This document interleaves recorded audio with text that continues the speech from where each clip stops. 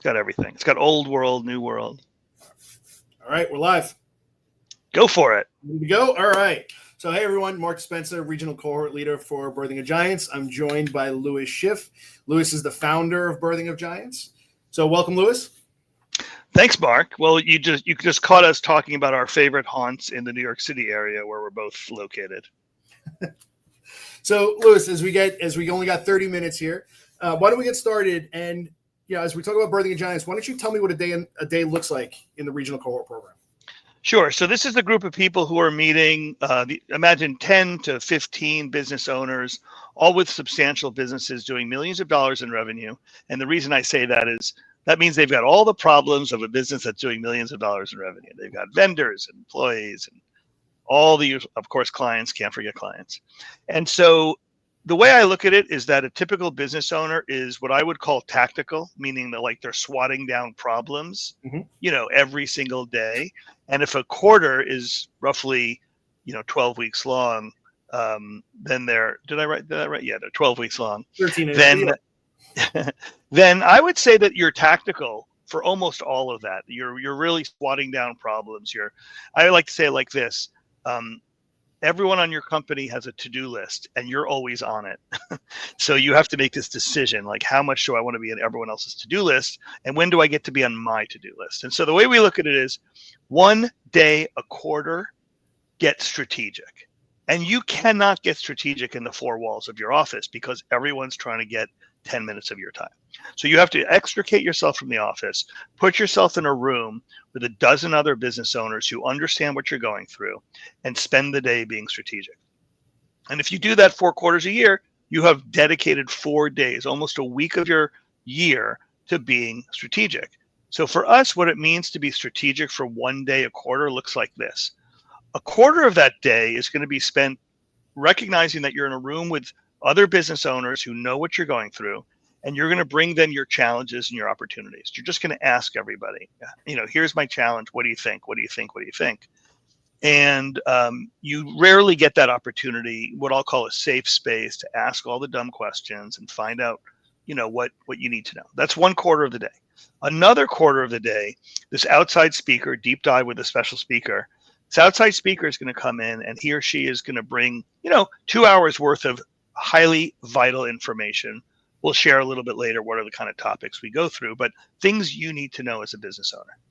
Another quarter of the day is spent looking backwards to see what you got right and what you didn't get right, because that's how we learn. And then looking forwards for the next 12 months. We call it 1 year from today, and we call it OYFT. That's our little acronym. OYFT, 12 months down the road, again, in a room full of not just business owners, but Mark is in that room. He's running that room and he's facilitating the conversation about what you plan on putting yourself into in the next 12 months that is going to pay off. We call that 1 year from today and strategy stacking. And then the last part is we have this 3-year growth roadmap. Basically, how do you level up as a business owner so that you're building a business that will be looked at by the outside world as a well-run, thoughtfully managed, well-stewarded company that if you ever thought you wanted to access the capital markets, if you wanted a private equity firm to make an investment, if you wanted to exit, that when they looked at your company after you do all this work we teach you over 3 years, they'd say, wow, this person knows what they're doing. Like they're ready for this conversation. And the contrast to that is what happens a lot of times is business owners build a company maybe over 10 years. They understand every nook and cranny of that company, but they have no idea how the capital markets look at their own company. It would be like if you said, I made this house beautiful. We renovated it. I know everything about this house. I want to put it on the market, but I'm never going to find out what my neighbors think of the house, or I'm never going to look at the comparables of my house. I'm never going to do any of the due diligence to figure out how to take this huge asset and bring it to market. So a lot of business owners right now are falling into this trap, Mark, where they are taking their company out into the market one way or another, whether that's a call they got and they take the meeting, or whether it's something purposeful and strategic, and they haven't done the work. And it takes 3 years to do this work. And when I tell you, you'll get whatever you'll get for your company if you do it the easy way, just kind of like taking that phone call and then taking that meeting, or you do it the more thoughtful way, we're talking about 2 and 3 and 4 and 5 times more value for your company if you just take a little time and be patient. So that's what the day looks like. It's in 4 parts, 8-hour day, a strategic day compared to all the other tactical days in your quarter. Very cool. So what is the transformational blueprint and what does it look like? Yeah, so basically, after doing this for a very long time with companies, again, in the millions of dollars, in the tens of millions, and in the hundreds of millions of dollars of revenue that are owned by a person or 2 or 3 or 4, but not owned by venture capital, not owned by private equity, not a bigger corporate thing. I'm talking about founder-led or sometimes second-generation companies, is that there's really 6 steps to growing their company. And their job, every business owner's job, is to reinvent their value proposition. So what does that kind of gobbledygook mean? It means you've got to take your business model and you got to think about how you deliver value to your clients and say, what do I have to do differently? And this is where business owners excel, because they're the ones who would say, it seems like we're getting more pushback on our pricing model, or we're getting more pushback on our delivery schedule, or our clients seem to be asking for this more than that. And the beauty of being a business owner in a privately held company is you can make all those changes on the fly. So you want to be more strategic about it, though. So the 6 steps are, Birthing a Giant 6 steps starts with step 1, which is PREP, P-R-E-P, profits, revenues, exit prices. And that is the obsession of every business owner. It's what they think about all year long. And so we basically tap into what your thought process is, your profits, revenues, and exit prices plan. Then we move that to step 2. We call it the 3-leg stool.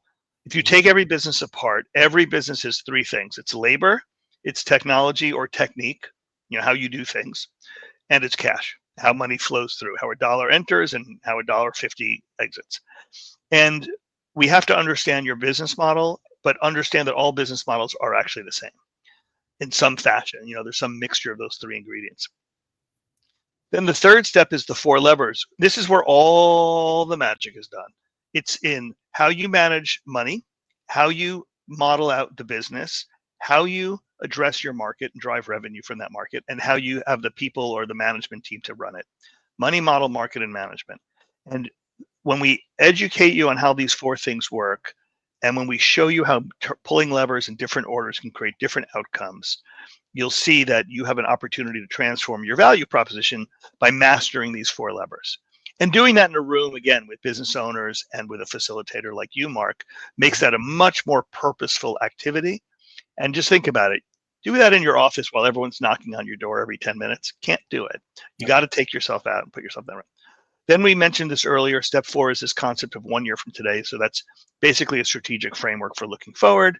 Step 5 is, we call it strategy stacking, where you take that forward look, that 1 year from today forward look, and you compare it to what we call the Buffett benchmark, which is a backwards look. And I'm telling you, all the great success stories, when we brag about our Birthing a Giant students, it's the ones who said, let me look backwards for 3 months, for 1 year, and for 3 years, and see what we got right and what we got wrong, and what actually moved the lever and moved the needle in our company. And then let's apply some of that going forward. And then finally, it's outcomes, which I usually say, the truth is you should start with outcomes. Outcomes are, in our world, we call them small giant, big giant, giant exit. Small giant is, you love running your company. You are the queen or king of your own castle. You do not need anyone messing with you. You make a lot of money. There's a lot of profit. Maybe you're doing something smart with that profit. Maybe you're buying some other type of an asset. Maybe you're buying real estate or who knows what. But you like the way it's run and you don't want to add too much complexity. This process will make that company way more profitable and way easier to run.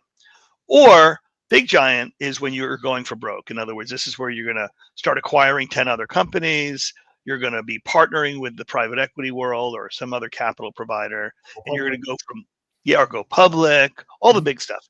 And then giant exit is when you say, I want to get out of here in 3 years or 5 years. I want to maximize the exit value. And we don't, it doesn't matter. These 6 steps apply no matter what. But I can assure you that your world is being transformed in real time because of all this private equity, all this capital that's pointed at your industry. So maybe you're not interested in it, which is, you can still build a better, easier to run company.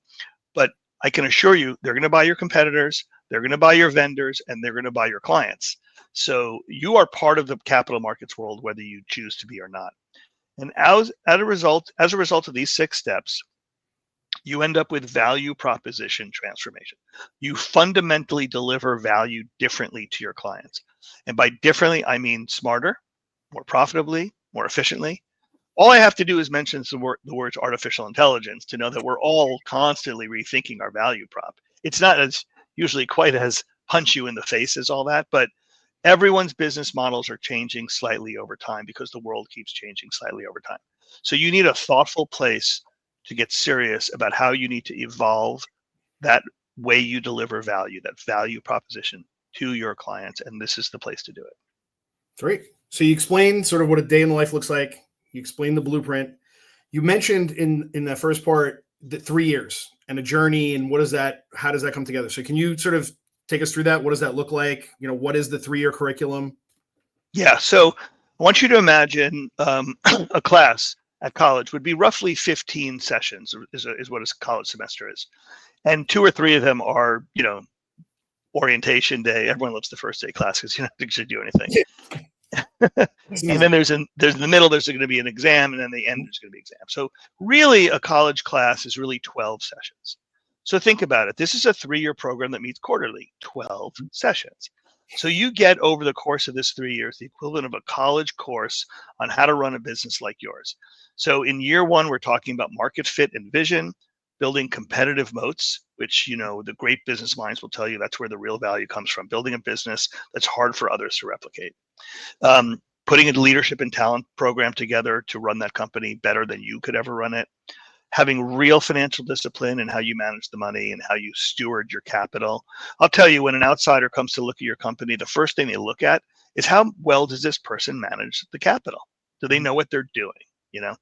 Then you move into year 3, where we talk about how to build a scalable revenue engine. So how do you build really, a sales force that runs kind of without you and that can scale? And then last, at the end of 3 years, you end up with a decision to make, but it's either one's a great decision and there is no right decision. Either you want to just become an owner of your business and less of an operator, or you want to sell the business, because they're kind of the same decision, right? Now that I've got this thing running really well, I can sit here and collect checks, or I can sell it to somebody. And that's a fun decision to be at. But that's the 3-year journey. And again, in this session room with Marc as the facilitator, you're going through this 3-year journey, which will, without a doubt, end up with a company that's way more valuable than the one you run today. Great. That looks really good. And I guess that's awesome. So thank you for sharing that. On the other side of it, when you mention these 3 years, just to kind of take one more question for you, if you got it, is when you think about this, right? When somebody comes in, where do you find the mindset when somebody comes in to the time when they leave? So you're describing the mindset on the way out. What is the typical mindset on the way in? That's a really funny question, because I just talked to somebody who was in my program about 8 years ago. He's still in it, in Birthing of Giants. And he talks about the very first thing we taught him on the very first day. And he says that changed everything for me. And it's a very relatively simple exercise. So look, the fun thing about being a business owner is, of course, you're the captain of your own ship, and you deserve a ton of credit for having built something of value. But here's a funny moment. I literally walk through, and you, Marc, will walk through, what does it mean to sell your company for something like $10 million, which is both a lot of money and in business terms, not always a lot of money. And here's the kind of head knocker is we say, by the way, that after you sell your company, you don't get a salary anymore from the company, and you don't get the benefits anymore from that company. And you see business owners for the first time saying, wait a second, you mean that $250,000, $500,000 lifestyle, I lose that? It's just a funny moment. Of course it's true. Of course, now that I've said it out loud, it's obvious. But I see that business owners are so heads down when they come into our program, they haven't asked some relatively essential elementary questions. And that's okay, because you're an operator and you're building something. But you need to look up. You need to spend time with people who've been there and done that. They will reveal things to you that you probably would have thought of anyway at some point. But here it just happens so much faster. And there's 10 solutions in the room about how to manage it. And you get wherever you want to get to, you get there faster with fewer scars. Very cool. Now, I want to say something about you, Marc, because we met because you're a well-regarded, business advisor in the New York, New Jersey community. And, I live in New York. So we are running Birthing a Giants Regional Cohort program around the country. Mm-hmm. But I wanted the right person in my backyard because I want to show up well. Thank you. And so I've gotten to know you, and I know what you've done for your clients. And so I think the folks who end up in a room with you on this 3-year journey are blessed because they got a sharp guy who cares about the right things and who knows his stuff. And a lot of the job of the Birthing a Giants Regional Cohort Leader, that's you, is to tap into the whole network and bring it in, and bring it to bear. The right expert at the right time for the right question. And so I do think that the New York and New Jersey community is, doubly blessed or doubly cursed because the two of us are going to be doing it and having a lot of fun.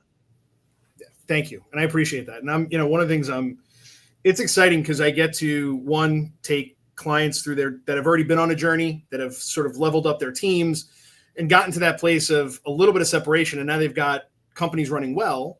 And where do they go next? And this gives them a mechanism to sort of like change to the next paradigm shift, right? If you want to use that word, or how do they get to the next level? And it adds that strategy framework for them to think about, hey, now that I have something that's been running well, where do I go? Yeah. Inversely, for companies or people that I talk to all the time, so I, whether it's an EO or YPO or Vistage or different systems and people I love, they're like, yeah, that's great. I have a running business, but I don't know what to do. Or they're kind of at the cusp and they start talking about where do I go next? Or should I sell my business? And they end up in this mindset where that's why when I asked you that question before is how are people coming into this? And I sort of see those behaviors and things, actions happening all the time. And I'm like, well, I point them in different places. And it's great now to say, hey, wait a second. And, we had pointed them to Birthing a Giants before, but there was limited capacity or they couldn't, there wasn't enough there, or for whatever reasons, they had to wait 3 years. Now to be able to take those people and I get to keep them to myself a little bit and then send them off your way. But that's exciting. It's really, really exciting. And I can't wait. So, what's a real, this is a New York, New Jersey, Connecticut reference I'm about to make. So this only land with our group is Twisted Sister went through our program. And they were a big band in the 80s and 90s in Jersey and New York. And what's cool about that is the difference between, I'll use an EOS term, a visionary or a CEO leader who has a strategic framework to work from versus one who doesn't. The one who doesn't is, and you have to remember the lead singer of Twisted Sister is Dee Snider, right? Huge hair, 6 foot plus with 6-inch heels. And he's the visionary of Twisted Sister. And you either give him a focused framework to work off of, or he's basically, a heavy metal lunatic. Like he is that guy. Yep. And so think about yourself as, Dee Snider. Like you're either going to be a guy who's a lunatic smashing up your hotel room while you're on tour, yep, or you're going to be thoughtful and strategic. And so in our community, I really think there's a ton of smart business owners out there doing great work, and you and I get to work with them. But when you give them a framework and you give them a process, the results are just amplified in a big way. And so that's the opportunity here. It's really cool. And, we get these by helping them think about this process, helping them go through it. It's helping them fill in all those pieces and parts of not only having a well-run business, but having a financially stable business to get them to that level, right? And I think people think about money. It's like, okay, a lot of them get to this level of the kind of people that we're taking in, and they could say their revenue, they can say their profit, they're at a good point, I think. But what does it mean to increase? What does it mean to change their business? And you mentioned AI earlier. Well, how are they considering what that's fundamentally going to mean to the business that they're in today? And are they potentially in a different business? And This gives them the ability to think through that. And by the way, the other part is by having the people in the room, that sort of composition of other people gives them a peer group. So there's some information that hopefully, we get speakers come in. We have some stuff that hopefully I can take them through in materials wise, but really there's also that learning from the group. So yeah, it's everything that they need it's everything they're missing. Again, if you contrast that business owner who, has people knocking on their door every 5 minutes and they're just trying to get a little bit of something out of the business owner versus putting them in this room with these peers and a facilitator and a process. They're very different rooms. They have very different functions, but that 1 day a quarter is a very powerful day. So as you think through people going through this transformation, what is the one, if you were going to say one thing, what is the one major thing they come out with? And I know I have my own answer, right? But I'd love to just kind of have you answer it, and then I'll give you. I'm going to give you a nerdy answer. Okay. If you happen to be hanging out with those financial dudes, so we're talking private equity guys, and they're all in their Patagonia sweaters. You know these guys because we live in New York, New Jersey. You're hanging out with those financial people. Let's just imagine them for a minute. They got an MBA at a good school, and they work in that profession. And you look at them and you say, "Oh yeah, but you don't really know what it's like to sweat out payroll. You don't really know what it's like to operate a company." You're right, but you know what? They know something you don't too. So here's what they know. You sit with them, and if you were being honest with them and you were having a business conversation, they'd say, "Let me look at your balance sheet." And you'd probably say, just gut check yourself on this phone call, everyone watching this, you'd say, "Where is my balance sheet?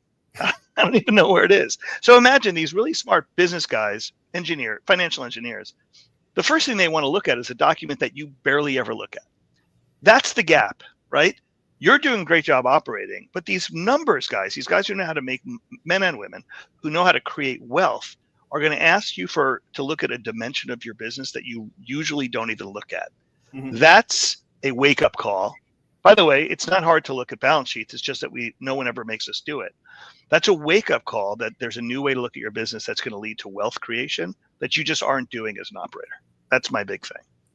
And so I was going to answer similarly, and I'd say to kind of go on your point, a lot of times you hear business owners, and they also have crazy numbers. Or they'll ask, "Oh, my business is doing 10 million in revenue, and I'm doing 15% in EBITDA, and so my multiple's 20." Okay, yeah. Well, how do you know that you're like? So what are you basing that on? What's your knowledge? What's the space? What are you doing to activate? And you get this so-and-so from so-and-so told me that, I multiply it by this. Or I'm in SaaS and I immediately multiply it by 10. Yeah. And, maybe fundamentally somebody can do that basic gymnastic, but the fact that you don't know and that you're asking me and telling me something, and as they're telling me sometimes what they think their business is worth, and I can either say, "Hey, here's what somebody recently got paid for it." And most of the time it's dramatically different, and they don't understand. And I believe it's more important for them to be able to, they should know the balance sheet. They need to know how this works. They need to know their industry, and all of these pieces and parts help them better understand that and know it, not just being from their gut, but from reality. Totally. 100% agree. And while you were saying that, I was just thinking about, when people make renovation decisions about their house, you better check yourself, right? I mean, because it's probably better to just renovate the bathroom and make it good again than to build like a sneaker room, right? And so business owners make some weird decisions about where they're going to invest their time and money, and they don't always look up and ask 5 people, "What do you think about this?" Yep. And so you got to be part of a community that you can. First of all, I'll tell you this: the business owners that go through Birthing a Giants always say the same thing. They say, "I don't really have a place I can talk about this stuff because the kids I grew up with are not business owners, and I can't talk about this with my employees. I certainly can't talk about it with my clients." So, it just becomes where do you do this kind of thing? Where can I find this conversation? So I have leaning on that. How is this different? So there are lots of peer groups, lots of places out there. I mentioned a few earlier, but how is this different? How does it Big difference is the program is 3 years, which means we are putting a ticking time clock on ourselves to get you fully educated in 3 years. It is not a forever thing. It's not a stay here until you're tired of everybody thing. It's a 3-year program, and it's built on a 3-year roadmap. So every one of those 12 sessions is very purposeful, very intentional. I'm not knocking any of the other programs. It's just that we're pretty much the only one with a roadmap. The others are more open-ended. Okay. And then I think, honestly, meeting quarterly as opposed to monthly makes a lot of difference, because if you're being strategic, you can't get stuff done in 30 days. Right. It really, and you know this very well from your work with EOS, really 90 days is the bracket of time where you can actually get things done. So over these quarterly sessions, you're really making good progress, and you're coordinating with your peers and all that stuff. So I think, I know that sounds like a simple answer, but a roadmap and quarterly makes a big difference over monthly with no roadmap. So we have all this, we have great people coming in this area. How do people get in touch? So they come into these sessions. We're going to be providing them with speakers. We're going to be providing them facilitation. They're going to have a peer group, all of those key areas. How do members access the advisors? So we have this group. We have these amazing people that are behind the scenes that come in as speakers, and there's this I'll say ridiculous network, but it is a ridiculous network. How does that work? Yeah, and this is one of those things where you just have to see it to believe it. But the folks in the Birthing of Giants faculty are seriously committed to seeing success amongst the members, the students. So people meet with them regularly. They get great advice from them regularly. They get connect. We have a much bigger, what we call an expert network. So if you're doing something particular, if you want to move your manufacturing to Mexico, I mean, if you, whatever that thing is, we have an expert network where somebody will be helpful to you in it. So we have, and you know this, we've been talking a lot about this. We have an AI platform called What Do You Think? Yep. But those words are suffused throughout our program. What do you think? So think about our expert network as simply as this. It's an expert network that you can go to, facilitated by you, Mark, as the leader, where you can call someone up, say, here's what I'm doing. What do you think? And somebody really smart will tell you, what they think. And that kind of advice is priceless. I mean, the faculty in our community are one. I'll tell you, this is a real story, and it's kind of nutty. A person came into the program, and it's a 5-day program, this Birthing of Giants Fellowship Week, which is part of the regional cohort experience. And he said, I almost didn't come. My business is on the brink of bankruptcy. I am fully overextended. I should be back home working with my bankers, not being here learning how to grow my business. 5 days later, the staff, the faculty, our experts had found him a new credit line and fully righted the ship 5 days later. Now that's a dramatic thing. Mm-hmm. But the point is, he was trying to solve every problem on his own and it wasn't working. He tapped into our expert network, and when we did day 5 and we said goodbye to each other, he asked to speak to the group and he started weeping. He said, I was at the end of my thing here. And 5 days later, you guys saved my company. So that expert network is there. You just have to ask them, what do you think? Great. Just use it. It's there. That's so I want to be mindful of timing. I know I'm excited. We have 2 sessions coming up in New York and New Jersey. So really, before we get into that, I know the goal is we've got a ton of people already interested. We're being selective about how we sort of set this up. But we want to get people, we want to give them more information. So there's been some stuff here. What does that look like? So I know we have an information session. We want to get people be able to converse and go a little more in depth. What does that look like? So let me if I were looking at a business owner in the eyes, I would say this. It is your job.